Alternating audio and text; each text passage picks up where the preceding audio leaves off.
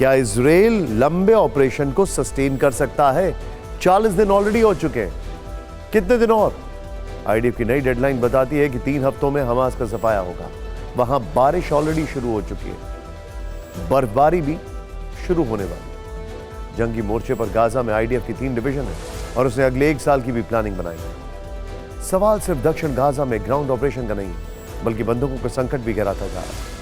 कल तक अमेरिकी मीडिया के हवाले से ऐसी खबरें आई थीं कि इजराइल और हमास के बीच बैकडोर बातचीत चल रही है और सब कुछ ठीक रहा तो जल्द बंदूकों पर समझौते का ऐलान हो सकता है। हमास बंदूकों को छोड़ सकता है, बदले में इजराइल फिलिस्तीनी कैदियों को रिहा करेगा। लेकिन 24 घंटे बाद यह मुद्दा फिर अटकता दिख रहा है। आखिर वो कौन से फैक्टर है जो इस डील में बाधा बनकर आ रहे हैं, या फिर युद्ध विराम की तरह यहां भी नेतन्याहू झुकने के लिए तैयार नहीं है?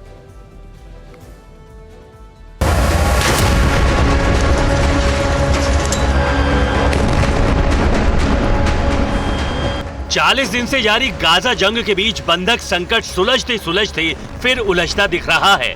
एक वक्त तो ऐसा लगा जैसे डील अब फाइनल है, बस ऐलान बाकी है। बाइडेन के बयान से भी ऐसे ही संकेत मिले जब उन्होंने कहा, गाजा में बंधकों पर जारी बातचीत में शामिल लोगों से हर दिन संपर्क में हूँ। मैं मानता हूँ कि ये होगा, लेकिन मैं विस्तार से नहीं बता सकता।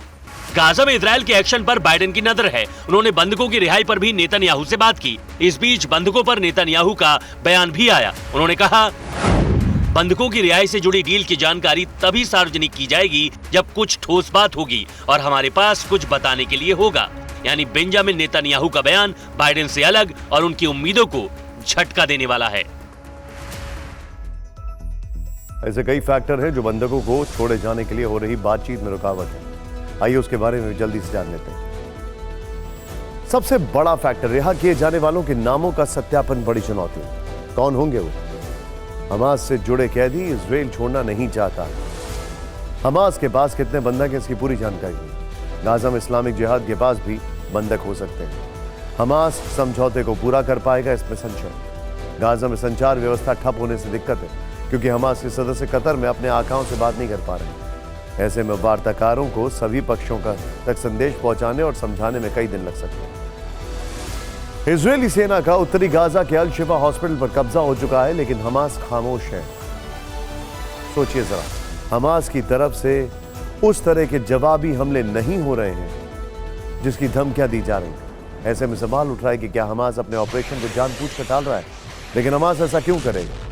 इस सवाल का डिटेल जवाब अमेरिकी think tank institute for the study of war यानी ISW ने दिया है। ISW की रिपोर्ट के मुताबिक हमास ने गाजा में इजरायली सेना के खिलाफ एक जटिल युद्ध रणनीति बनाई।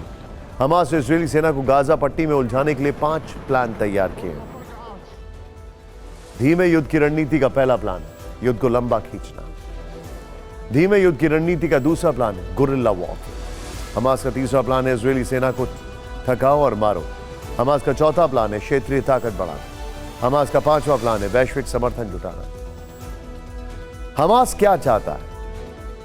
ओवरऑल हमास की ये जो सारी स्ट्रैटेजी आप देख रहे हैं, हमास की प्लानिंग ये है कि इस युद्ध को जितना लंबा खींचेंगे उतना इजराइल सीज फायर के लिए तत्पर हो जाएगा, क्योंकि फिर इंटरनेशनल प्रेशर बनेगा। हमास प्रोपेगेंडा चलाएगा। अब सवाल यह है कि हमास ने इजरायली सेना के लिए 5 प्लान क्यों बनाए? आइए देखते हैं इस रिपोर्ट में।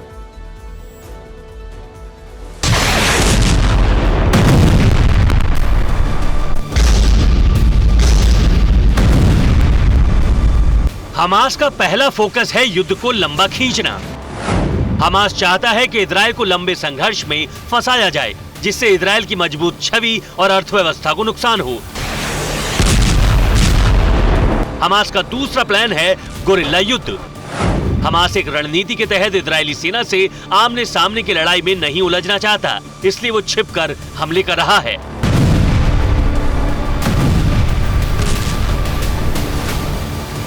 हमास का तीसरा प्लान है थकाओ और मारो। रणनीति ये है कि जिस वक्त इजरायली सेना ताबड़तोड़ हमले करे, तब कम से कम पलटवार करो। हमास की पूरी कोशिश है कि अपने नेतृत्व और कमांड स्ट्रक्चर को सुरक्षित रखा जाए। हमास के इस प्लान का चौथा लक्ष्य है क्षेत्रीय स्तर पर ताकत बढ़ाना। हमास की कोशिश है कि वो मध्य पूर्व में सक्रिय मिलिशिया संगठनों को एकजुट करे। ऐसे में हमास भले ही धीमा युद्ध लड़े, लेकिन Hezbollah, Houthi, Iraqi resistance force जैसे मिलिशिया संगठन लगातार हमले करते रहे।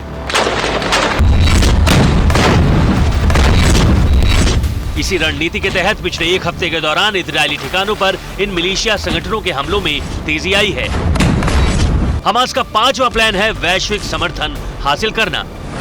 हमास युद्ध को लंबा खींचकर मध्य पूर्व के साथ साथ अंतर्राष्ट्रीय स्तर पर अपने लिए समर्थन जुटाना चाहता है। हमास की रणनीति का एक हिस्सा इजरायल को दुनिया के सामने विलेन बनाना भी है। ये सारे फैक्टर्स अब आप बात कर रहे हैं, लेकिन सच्चाई यह है कि हमास ने जब इस युद्ध में अटैक किया था 7 अक्टूबर को, तो उसको ऐसा लग रहा था कि शायद बंधक जो होंगे वो उनका पासपोर्ट होंगे इस युद्ध को रोकने के लिए, लेकिन ऐसा नहीं हो पाया। इजरायल बंधकों को अलग तरीके से देख रहा है और अपनी हमास को खत्म करने की स्ट्रैटेजी पर अलग तरीके से काम कर रहा है। हमास के लिए एक बहुत बड़ा सरप्राइज फैक्टर था कि इजरायल बंधकों के नाम पर भी नहीं रुक रहा है। युद्ध धीमा करने के पीछे हमास की एक और रणनीति है। हमास चाहता है कि युद्ध लंबा खींचे और इसमें सारे अरब देश शामिल हो जाए। इसकी वजह से अरब देशों में तेल का सबसे बड़ा भंडार होना है। अगर युद्ध लंबा खींचा तो इसकी सप्लाई, तेल सप्लाई पर असर पड़ेगा, तेल की कीमतें बढ़ेंगी। इसका सबसे ज्यादा नुकसान पश्चिमी देशों को होगा, क्योंकि रूस ने पहले से ही तेल सप्लाई रोक रखी है।